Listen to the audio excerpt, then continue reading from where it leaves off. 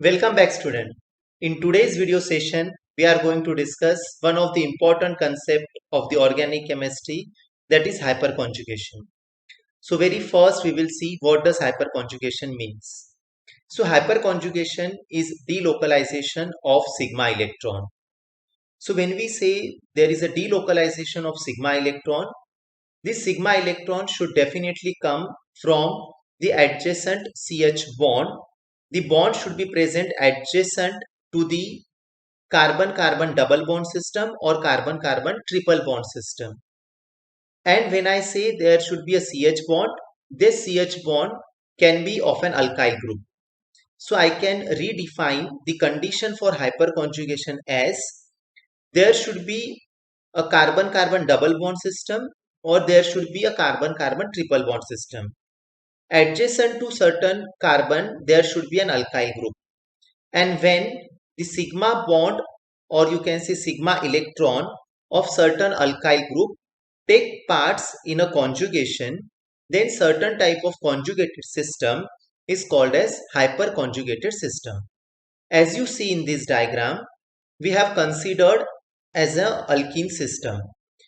Adjacent to this alkene system, there is a carbon, and over this carbon, there is one hydrogen which we have indicated.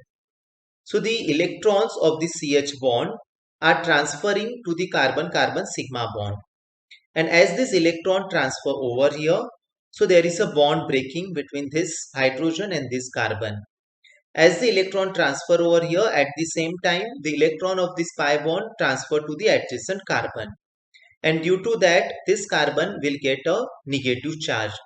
So in the adjacent hyperconjugated structure, we are showing that there is no bond existing between this carbon and this hydrogen. At the same time, we are showing that there is new bond formation between these two adjacent carbon and there is bond breaking between these two carbon and the electron is getting shifted to the adjacent carbon. So certain type of structural representation is called as hyperconjugated structure.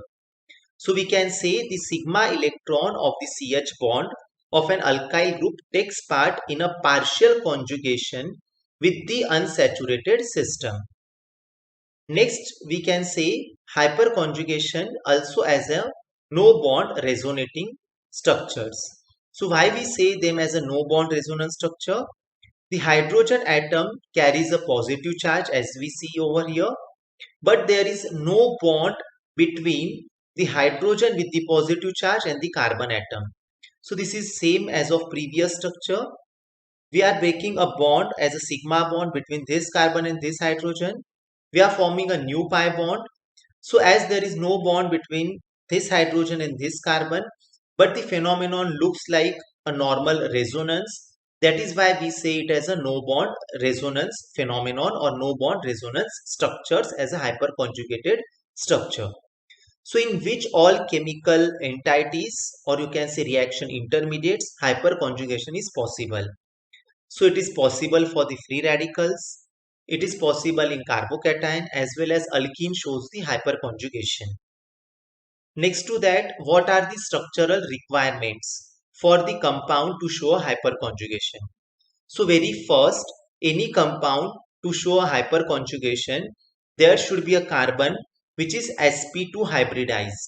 So if there is no sp2 hybridized carbon present, there will not be any hyperconjugation.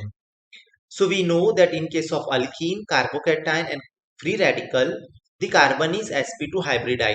So all these molecules or you can say reaction intermediates will show hyperconjugation. It is not the only criteria for the compound to show the hyperconjugation. Apart from this, there are certain other requirements also. So the next requirement for the molecule to show the hyperconjugation is the carbon which is sp2 hybridized should have adjacent one more carbon having minimum one hydrogen atom. Next to that, we can say more such hydrogen, more will be the hyperconjugation structure, and hyperconjugation structure finally defines the stability of the molecule. So more the hyperconjugated structure, more will be the stability for the molecule. So next to that, we can take as an example if we say that this is a aromatic system, this carbon is a sp2 hybridized. This sp2 hybridized carbon is having one more adjacent carbon, and this adjacent carbon is having three, you can say, CH bond. As per our requirement, there should be minimum one CH bond. So for this molecule, hyperconjugation is possible. We can show the hyperconjugation as we can sacrifice any of these bond. So if we break a bond between this hydrogen and this carbon, the hydrogen will definitely get a plus charge. So we are indicating that this hydrogen is having plus charge. And as the bond is breaking, both the electron of the bond will be shifted to this carbon. And due to that, this carbon is having a negative charge. Now this will be first hyperconjugated structure. We can show the further hyperconjugation of this molecule as this electron, which we have indicated as a negative charge, will shift to this adjacent C bond. As the electron shift to this CC bond, at the same time this pi bond of the benzene will break and the electron of this pi bond will shift to the adjacent carbon. So it is matching to same as of your resonance. Next to that, this negative charge will delocalize to the adjacent carbon-carbon bond, and as it delocalizes to the adjacent carbon-carbon bond, this pi bond will break and the electron will shift to this carbon. Next we can show as this negative charge will again delocalize to this adjacent carbon-carbon bond, and as it delocalizes to adjacent carbon-carbon bond, this pi bond will break and the electron will shift over here. So in this way we show the various hyperconjugated structure for methyl benzene. Next to that, what are the types of hyperconjugation? So broadly speaking, hyperconjugation is of two types. One is sacrificial hyperconjugation, other is isovalent type of hyperconjugation. So let's see first what does sacrificial hyperconjugation means. So for a molecule to show a sacrificial hyperconjugation, we can say there should be either a carbon-carbon double bond or there can be carbon-carbon triple bond.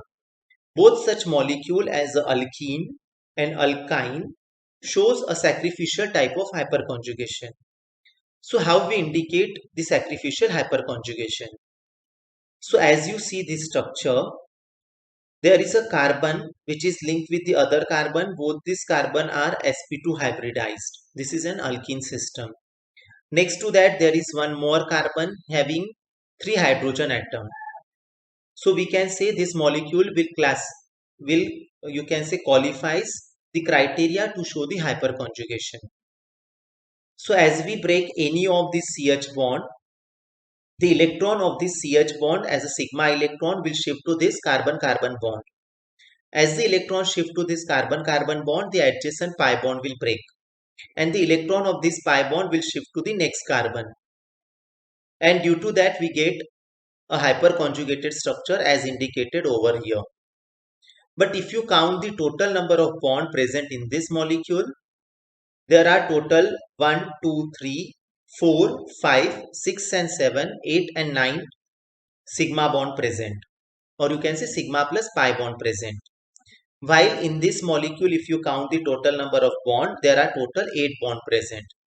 So there is one bond less in this second hyperconjugated structure. So there is a sacrifice of bond. So whenever we indicate a hyperconjugated structure and if the number of bonds are becoming less, we say it is a sacrificial type of hyperconjugation. Next to that, what is isovalent hyperconjugation? So it is just opposite to sacrificial hyperconjugation. In case of isovalent hyperconjugation, there is no sacrifice of bond, or in other way we say the total number of bond remains same. So this is the structure for ethyl carbocation. The total number of bond in ethyl carbocation you can say is 1, 2, 3, 4, 5 and 6. Now this carbon bearing a positive charge is sp2 hybridized center. So the electron of this CH sigma bond will shift to this adjacent carbon and the bond will break. But as one bond is breaking, the other bond is forming at the same time. So the total number of bond even in this hyperconjugated structure remains same, that is 6. We can show the further hyperconjugated structure for this molecule. we can break this bond and we can keep this bond as a intact. So you may get a further two more hyperconjugated structure, one for this CH bond and other for this CH bond. So total number of bond in those hyperconjugated structure will also be 6. That is why we say it as an isovalent type of hyperconjugation. So this is all about hyperconjugation. In my upcoming video, I will be discussing about applications of hyperconjugation. So to get update about my videos, just please press the bell icon, subscribe my channel, share it with your friends and like it. Thank you for watching my video.